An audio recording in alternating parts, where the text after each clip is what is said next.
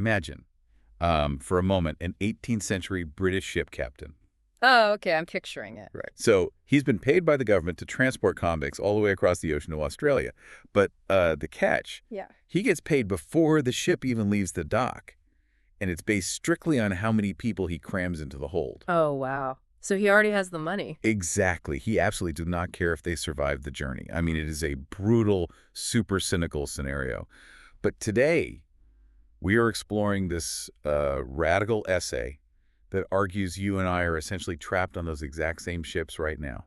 It's an incredibly provocative premise, honestly. The text we're looking at today is a 2022 essay by an author named Feng, Right. and it's titled Instead of Moral Preaching, Change the Program. And the central thesis here is that almost every single problem in human society, I mean, whether we're talking about street crime or, a painful divorce or even a global war, is not actually a failure of human goodness. Yeah, it's something else entirely. Right. It's simply a bug in the system. The author argues that changing the rules or the incentives or what he calls the programs we live under is just infinitely more effective than, asking people to be morally better. And I really need to note right up front here, we are acting strictly as neutral guides today. Absolutely. Because this text goes to some very extreme places. Yeah. I mean, it advocates for dismantling foundational institutions like the nuclear family, the nation state, and it centers around the ideology of this specific community called Lifechanyuan. Yeah, which is highly controversial. Totally. So to be crystal clear to you listening, we aren't endorsing these viewpoints. We're not taking sides, and we're definitely not signing anyone up for a utopian commune. We're just, we're looking at the philosophical architecture of these explosive ideas, just to understand exactly how the author constructs this argument. Precisely. We're basically studying the blueprint of a very radical building, but we aren't asking you to move in. And the way this blueprint starts is, well, it's remarkably grounded. It doesn't begin with lofty spiritual concepts or anything. It begins with cold, hard economics. Okay, let's unpack this, because I want you to think about your own life for a second. How often do you rely on sheer willpower to, eat healthy? Oh, constantly. Right. You stare at the junk food in your pantry, you tell yourself to have moral fortitude, and then, bam, by 10 p.m., you eat it anyway. Every single time. Yeah. But the alternative is just, well, removing the junk food from your house entirely. You change the environment, you change the program, and suddenly you don't even need willpower. Right. The temptation is just gone. Exactly. And the essay argues that as a global society, we are stubbornly relying on that willpower method for literally everything. Which brings us directly back to those 18th century British convict ships you mentioned. Yeah, the captains. Right. The author uses this historical event as this undeniable proof of concept for everything that follows. So under the original program, England had this massive prison overcrowding problem, and they needed to populate Australia. Makes sense so far. So they hired private ship owners, paying them for the number of convicts boarded in England. Right, which instantly creates a financial incentive for absolute cruelty. Exactly. I mean, the captains maximize their profit by just packing human beings into the holes like cargo. Yeah, it was horrific. The air quality was terrible. Disease ran rampant. And because the captains had already secured their money, they had zero financial interest in whether anyone actually survived that months-long journey. None at all. The text points out that the death rate spiked to an appalling 12%. It actually highlights one specific ship that boarded 424 convicts, and 158 of them died before reaching the shore. Wow. 158. That is just a humanitarian disaster. It really was. And here's where the author illustrates the utter failure of what he calls moral preaching. Because, the British government didn't just ignore the deaths. They tried to fix the problem. All right, they stepped in. But they tried to fix it by appealing to morality and adding, bureaucratic rules. They set mandatory living standards. They sent government officials to supervise the voyages. Oh, I see where this is going. Yeah, they even dispatched doctors to accompany the ships and treat the sick. They genuinely believed that by layering on ethical oversight, they could force the captains to act humanely. But the author points out how completely that backfired. I mean, the ship owners just looked at the new rules and, well, they adapted their greed. Exactly. They realized it was way cheaper to just bribe the supervising officials and the doctors. And if a doctor actually had a strong moral compass and refused the bribe, the ship owners literally threw them overboard. Or murdered them. Yeah, it's incredibly dark. Wait, really? They just tossed doctors into the sea? Yes. The mortality rate stayed completely unchanged. I mean, all the government did was add dead doctors to the list of casualties. That's wild. Because the underlying financial incentive, the program itself, was still fundamentally flawed. Morality was completely powerless against it. So the government finally abandoned the moral crusade and simply changed the program. Okay, so what did they do? They stopped paying for convicts boarded, and they started paying exclusively for convicts safely delivered alive to Australia. Wow, I mean, that is just a tiny tweak in the paperwork. A basic switch in accounting. But the real-world impact was staggering. Overnight, the ship owners' profits were directly tied to the biological survival of those prisoners. So they actually had to care. Right. Suddenly, captains were actively protecting the convicts. They improved the diets. They scrubbed the holds clean. They actively sought out medical treatment for the sick. The text states that the mortality rate plummeted from 12% down to 1%. Okay, the history there is definitely undeniable, but I have to push back a little on the underlying assumption here. The text implies the human morality is totally useless when survival or money is on the line. But is human nature genuinely that mercenary? Or did this specific 18th century shipping industry just attract, like, the absolute most ruthless people of that era? That's a fair point. Because it feels like a leap to say we're all just one bad incentive away from letting people die, you know? What's fascinating here is that the author's framework treats human nature as a constant, much like gravity. Like gravity. Yeah, you don't try to negotiate with gravity, right? You don't ask it to be kinder. You build airplanes that account for it. Oh, interesting. The essay doesn't necessarily argue that humans are inherently evil, but rather that relying on them to be inherently good is just a terrible strategy for designing a society. If a simple accounting rule can save thousands of lives at sea and completely bypass the need for human goodness, the author asks, well, why aren't we applying that exact same logic to every other aspect of human suffering? Here's where it gets really interesting. Because it is easy to see how cold financial logic works on a distant shipping route. But the author scales this up, right? And applies that exact same cold logic to the most warm, intimate parts of our lives. Yeah, we move from the high seas right into our living rooms. The text takes aim at the family. Right. It looks at some of the oldest, most deeply ingrained social structures in human history and diagnoses them as basically broken software. Take elderly care, for instance. For thousands of years, society has relied on the moral program of filial piety. The expectation that kids take care of their parents. Exactly, the ethical expectation that children must dutifully and lovingly care for their aging parents. And the essay is incredibly cynical about how well this actually works. There's a quote in the text that says, let me find it, despite loving parents having been around since ancient times who have seen filial children. It's a harsh perspective. Very harsh. It's pointing out that the expectation of the perfectly devoted child is largely a myth. We expect kids to put their lives on hold, drain their finances, and become full-time caregivers just out of a sense of moral duty. And the author argues that our modern workarounds haven't fixed the core bug either. The text just totally dismisses using real estate investments, hotels, nursing homes, and pensions as failures. Right, because they don't solve the emotional part. Exactly. It argues these systems still leave the elderly, especially those without money or without devoted children, in pain, isolation, and desolation. The elderly care program is broken because it relies entirely on individual wealth or individual family devotion. So if filial piety is a broken moral program and modern nursing homes are broken financial programs, what is the fix? Because this is where the text introduces the Lifechanyuan community and their second home life mode program. Yeah, their solution to the stress of family dynamics and elderly care is to just delete the concept of the traditional family entirely. Wait, just delete it. Exactly. The text moves seamlessly from the pain of elderly care to the pain of marriage. It argues that for millennia, humans have completely failed to handle marital relationships well. I mean, divorce rates definitely back that up. Right. The jealousy, the friction, the divorce, the endless emotional labor of managing a household with another person. The author views all of this as unnecessary suffering caused by a poorly designed program. The text actually asks, why get married and start a family? Does not getting married mean one cannot live a good life? In this second home mode, marital relationships are completely abolished. Abolished entirely. Yeah. The argument is that without the exclusive, possessive relationship of marriage, the pain, jealousy, and confusion surrounding it just vanish. Oof. Gone. Right.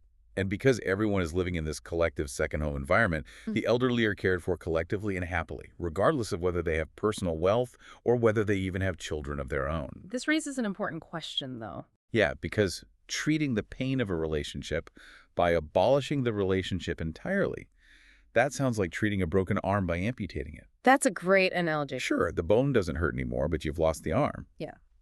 The author assumes that if you delete the institution of marriage, you delete human jealousy. But does removing the legal structure actually remove the deeply ingrained human desire for exclusive romantic connection? Probably not. Right. You can't just write a rule that says, stop feeling jealous and expect human biology to comply. That is the ultimate tension in utopian literature, which this essay is a prime example of. Utopian frameworks are almost always driven by extreme pragmatism. Right. The text views emotional suffering not as a beautiful or tragic or necessary part of the human experience. It views it purely as a structural inefficiency, a literal bug in the code. Like an error message. Yes. Think about a family holiday that ends in an argument. We usually view that as a failure of patience or communication, but the author views it as a software glitch in the concept of the family unit itself. The text assumes that if you remove the container like the marriage, the private household, the messy liquid of human emotion won't spill everywhere. It will just evaporate. But if we follow that logic, Yeah. if you abolish marriage and the private family unit, what happens to the next generation? You can't have a continuing society without children. How does this new program handle raising kids if parents aren't the ones doing it? The author is remarkably consistent in applying this structural logic. If parents are struggling and the nuclear family unit is abolished, then child rearing must also be completely outsourced. Outsource. Yeah. The text claims that the vast majority of parents have fundamentally flawed views on life. They are carrying their own traumas, their own incomplete values, their own biases. Which is true for a lot of people, to be fair. Sure. And when they raise children in a private home, they pass those broken worldviews directly onto the next generation. Right, the essay argues this brings endless confusion and setbacks to kids. So the second home solution is to remove children from their parents' direct, exclusive care and place them in an environment where they are raised by what the text calls perfect teachers in their spiritual realm. The promised result here is twofold. First, parents are entirely freed from the immense, exhausting financial and emotional labor of child rearing. Honestly, that sounds pretty good sometimes. Right. And second, children are given perfectly correct values from a young age, breaking the cycle of generational trauma. And the text makes a point to note that the Lifechanyuan community claims to have successfully proven this model through 10 years of actual practice. Look, freeing parents from the exhaustion and financial terror of child rearing is a pitch that a lot of overworked, sleep-deprived people might actually nod along to initially. Definitely. But I keep bumping up against this phrase, perfect teachers.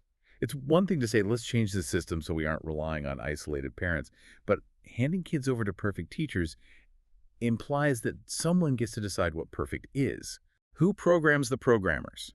Who decides what constitutes correct spiritual values? Exactly. That is the vulnerability inherent in any massive system of social engineering. I mean, go back to the ship captain example. Okay. That worked perfectly because the goal was biological survival, which is a universally agreed upon objective metric. Is the convict breathing? Yes or no? Right. Easy to measure. But when the goal shifts from biological survival to correct spiritual values, the metric for success becomes entirely subjective. It is completely controlled by whoever holds the reins of the program. You are trading the chaotic, varied flaws of individual parents for the uniform, systemic flaws of a single ideological authority. And the text doesn't stop at birth or childhood or marriage. It covers the entire life cycle right up to the very end. It tackles funerals. Yes, it does. The author points out a very modern, deeply relatable complaint. People feel they literally can't afford to die. Oh, funeral costs are insane. They really are. Burial plots are exorbitantly expensive, and funeral costs are crippling for grieving families. Again, the author sees this not as greed, but as a broken program. So what's their fix for this one? The proposed solution is the Lifechanyuan funeral system, which claims to make death affordable and allows for an elegant, graceful departure. It removes the financial terror from the end of life by standardizing and collectivizing the entire process. So if we step back for a second, the author has systematically restructured birth, childhood, marriage, old age, and death. But the essay goes even bigger. It zooms out to look at the map of the entire world and identifies the largest broken program of all. Nations. Nations, yes. The text argues that wars, military conflicts, and global inequality are simply the result of arbitrary borders. I mean, historically, yeah. For thousands of years, nations have fought over resources and territory, causing massive civilian harm. The author asks if humanity is really too ignorant to solve this, and the proposed solution is breathtaking in its scale. What is? The total disappearance of all nation-states and complete global unification. Wow. The essay envisions a world where people move entirely freely across the globe. The phrase used is, you are in me and I am in you. It's very poetic. Yeah, the logic follows that without borders, there is no other to fight. If there is no other, militaries instantly vanish. The massive trillion-dollar defense budgets disappear, the destruction ends.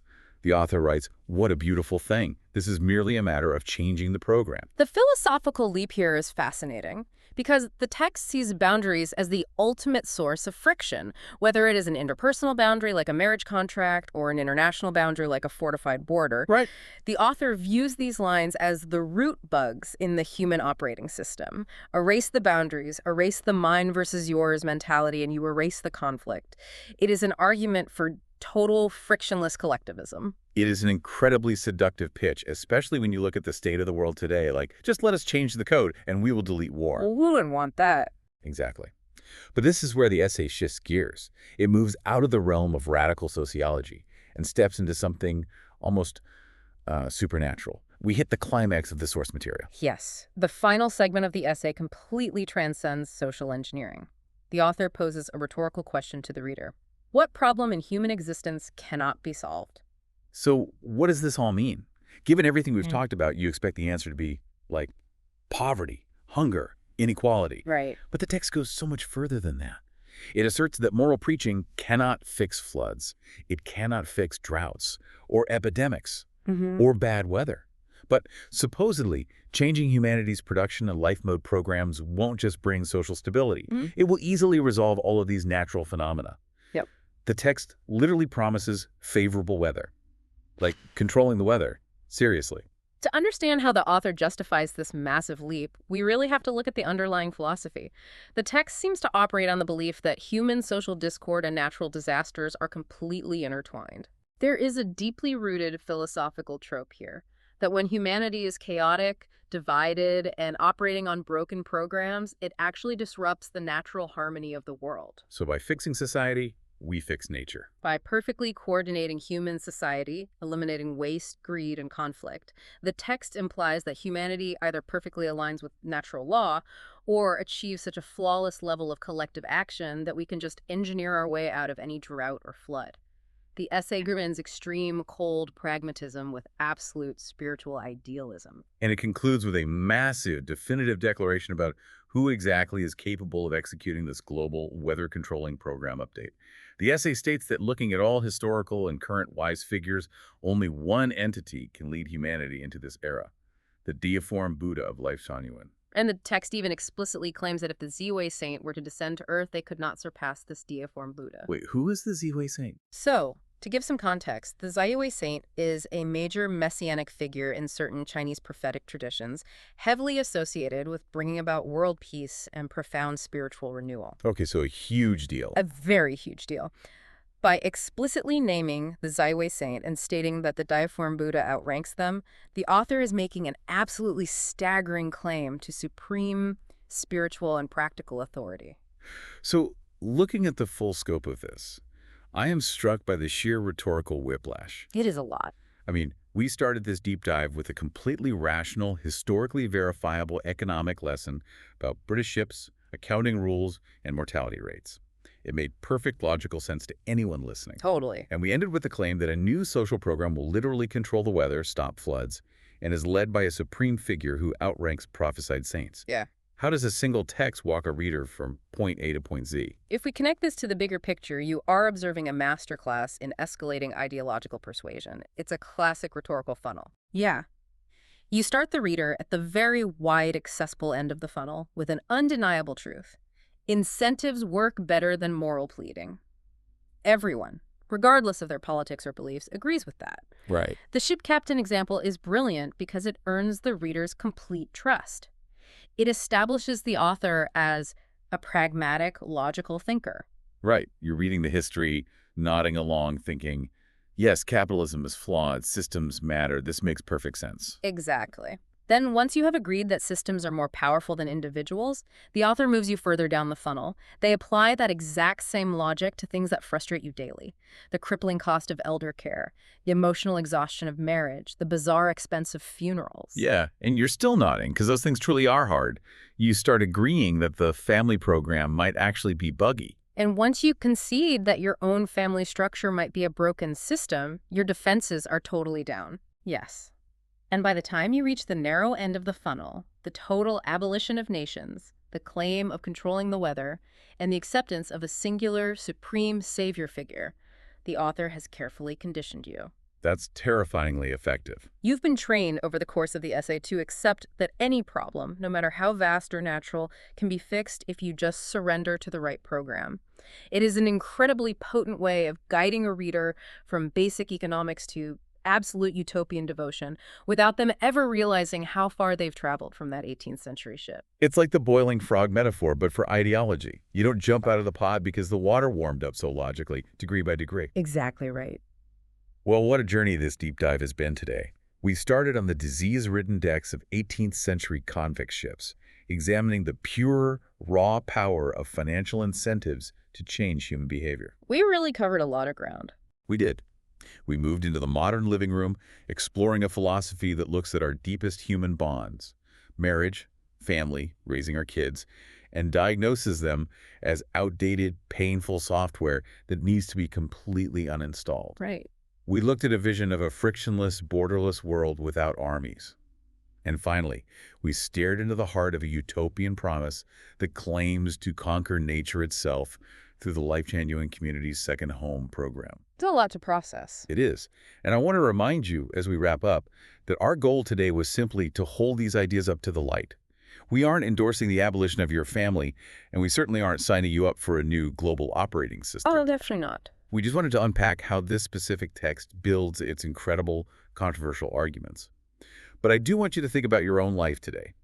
Think about your last family holiday, or maybe a recurring argument you have at work. How much of your daily frustration comes from fighting a bad program? It's a great question. Right. How often are you blaming yourself for lack of willpower, or blaming others for a lack of goodness, when really you might just be trapped on a ship with bad incentives? And I'll leave you with this final thought to mull over as you go about your day. The author's entire vision relies on tearing everything down to the studs to build something perfectly efficient. Yeah. If every single system around you was redesigned purely based on the desired outcome, ignoring all tradition, all history, and all human emotion, what is one completely normal part of your daily life that would instantly become obsolete? A huge question to chew on. Thank you so much for joining us on this deep dive. We love exploring these massive ideas with you, and we can't wait to see where the sources take us next time. Take care, and remember, sometimes it's not you, it's the program.